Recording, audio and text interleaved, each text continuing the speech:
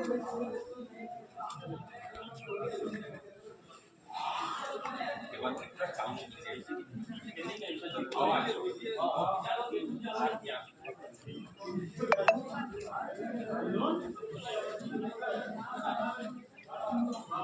আপনি 200 জনের যদি নেন অ্যাটেন্ডেন্স করেন বহুত টাইম লাগবে। আমরা কিন্তু একটা কমিটি করে এসেছি, আমরা কিন্তু সরকারের পক্ষে আছি। সরকার চাইছে তার জায়গা অধিগ্রহণ করবে, আমাদের কোনো আপত্তি নেই।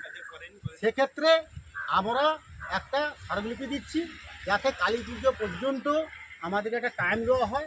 1, 2 এর মধ্যে যদি না হয়, যদি আপনারা অধিগ্রহণ করতে নামেন 48 ঘন্টার আগে আমাদের জন্য একটু খবর দেওয়া হয়, তাহলে আমাদের গচ্ছিত জিনিসগুলো আমরা রক্ষা করার সুযোগ পাবো। এবং তার সঙ্গে আমরা জানিয়ে এসেছি যে আমাদের হচ্ছে যে মুখ্যমন্ত্রী যেভাবে ঘোষণা করেছে হকার কার্ড বা পুনর্বাসন সেরকম কোনো সুযোগ যখন হবে, এটার জন্য আমাদের যারা আছে তারা যেন সেই সুযোগটা পায়।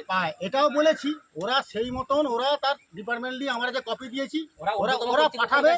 আর আমাদেরকে বলছে ভিডিওকে এই কপিটা আপনারা একটা দেন। সেটা আমরা যে 5 জন 6 জন প্রতিনিধি আছি, আমি সূর্য পুনা বা ওখানে পঞ্চায়েত গোপী আর সোমনাথ যা আমার ঘোড়াই আছে, আমরা কালকেই আমরা ভিডিওর কাছে যাব, তাকেও অকিভাল করে আসে প্রশাসনিক দিক থেকে। এরপরে যদি কিছু না করতে পারি, যদি ভাঙতে হয়, আমরা সবাই আবার এক জায়গায় বসবো, 48 ঘন্টা খবর দেবে, বসে যে যার সিদ্ধান্ত নেব। যেহেতু উনি বললেন যে ডিএম থেকে ওরা অর্ডার পেয়েছে, ডিএম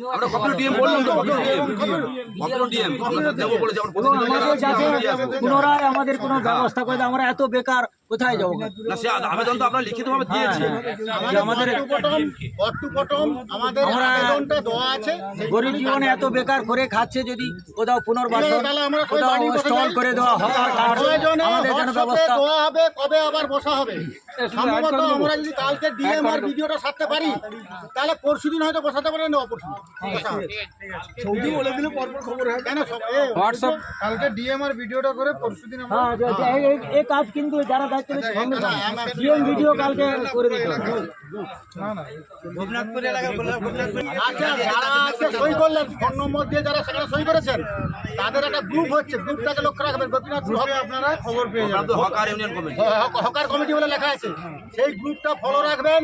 আমাদের প্রত্যেককে খবর দিতে পারবো না, সেই গ্রুপ অনুযায়ী কবে মিটিং, কোথায় যেতে হবে, কি করতে হবে, সেটা পাবে। কার কাছে পাবে সেটা? আর যাদের ছোট মোবাইল আছে, যারা পাবে না, দোকানদারের কাছে জেনে নেবেন। গোপীনাথপুর বাজার কমিটির পক্ষ থেকে, হকার কমিটির পক্ষ থেকে আমরা ইটামগরা ইরিগেশন অফিসে প্রায় 400-500 জন দোকানদার এসেছি।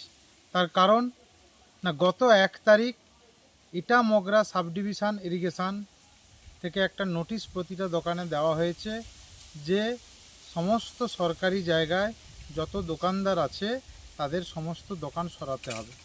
এবং 9 তারিখ আমাদেরকে অফিসে ডেকেছিলেন, আমরা আজকে এসেছিলাম।